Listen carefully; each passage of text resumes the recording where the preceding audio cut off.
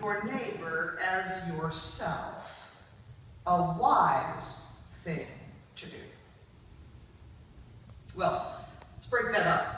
Loving your neighbor as yourself assumes, of course, that you love yourself. So let's start there. Is it wise to love yourself? Well, yeah, I guess. If loving yourself means caring for your body, then loving yourself is wise because it means a longer, healthier life.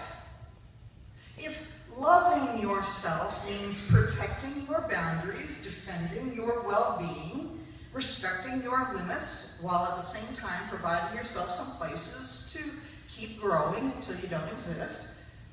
If loving yourself means informing yourself or challenging yourself, if it means seeking out affirming relationships for yourself, if it means appreciating your own gifts without making them into mini-gods, then loving yourself is a wise thing to do because it ultimately means living a good, meaningful, dynamic life. But as soon as loving yourself means becoming narcissistic, self-absorbed, self-centered, arrogant, haughty, rude, well, first of all, that's not love according to 1 Corinthians. And second of all, it isn't wise because focusing on just yourself limits your scope of knowledge and experience and understanding and insight. And frankly, the sense it might make to you isn't common.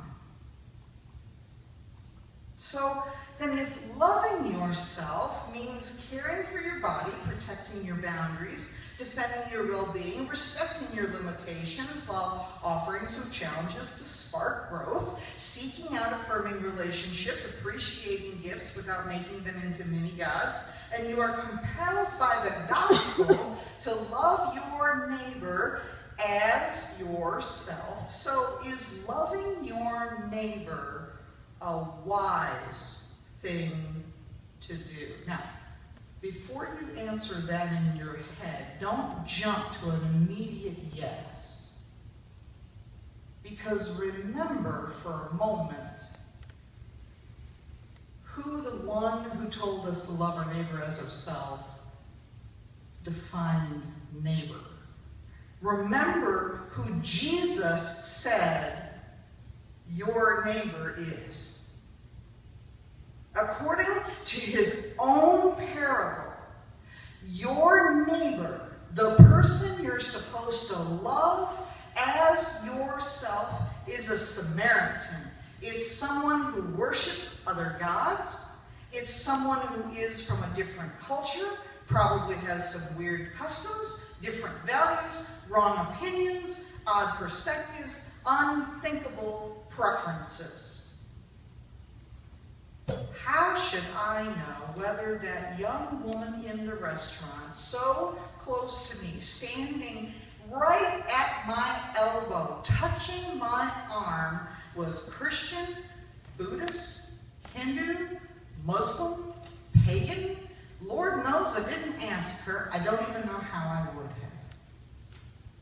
How should I know whether that woman lived under submission from her father or had an arranged husband or was a sex slave?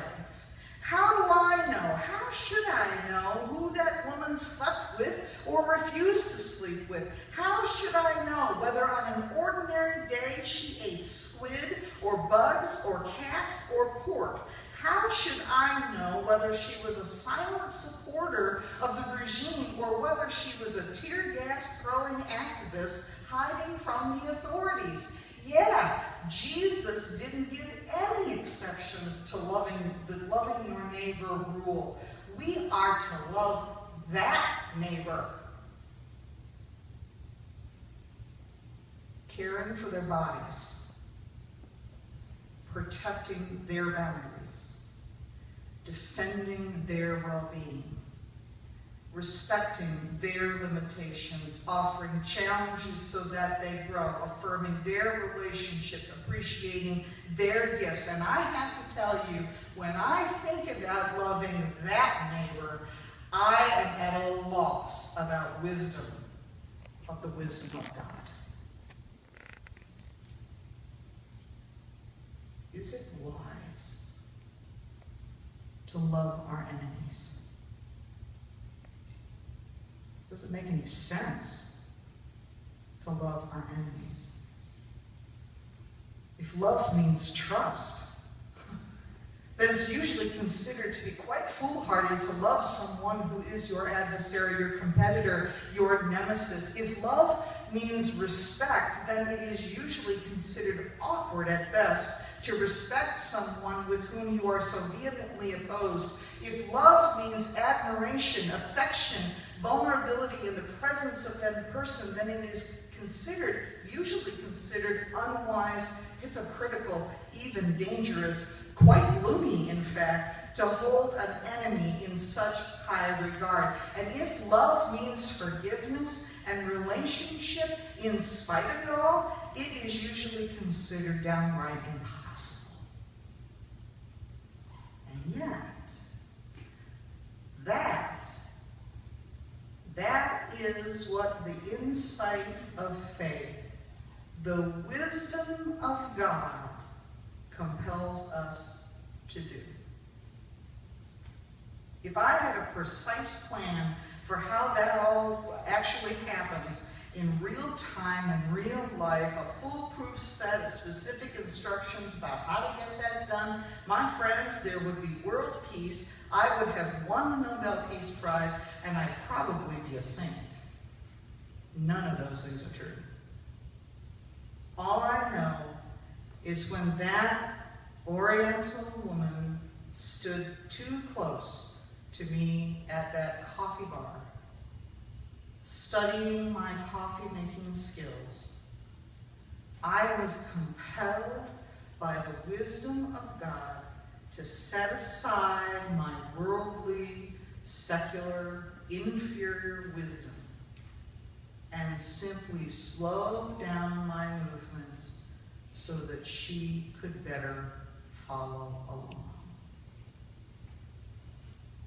Our children, grandchildren, nieces, nephews, the ones that live in this local area, are learning the 7 habits of happy kids. And as those habits were being reviewed on Friday night, I couldn't help thinking that those 7 habits might benefit us adults in a variety of settings too. Among them are 3 that I'm going to stand here and tell you I would benefit from following in particular. I don't know what their numbers are. But the first one I think that I need help on is think win-win. Aim for a place or a position where everyone, or maybe the most, can win by being creative in problem solving. How awesome would that be? Seek firsthand to understand and then be understood. Listen to others and try to see their perspectives first, then share your own. Synergize. I got to tell you, the first time that word came out of my child, I have to confess, I had to go look it up. Synergize. Remember that everyone has strengths and weaknesses, so working together is always better than going it alone. How often have I yearned, longed for people to stay at the table? Just stay at the table. Don't leave. Stay at the table. Everybody's necessary. Although public school will never admit this, these are the principles not of the wisdom of the world, but of the wisdom of God, with clear, concise suggestions for implementation. I don't know, maybe Isaiah and Jesus are right. Maybe our kids are the wise ones. Maybe our kids need to lead us. Maybe they have the keys to the kingdom. Maybe they really are the ones who are wise.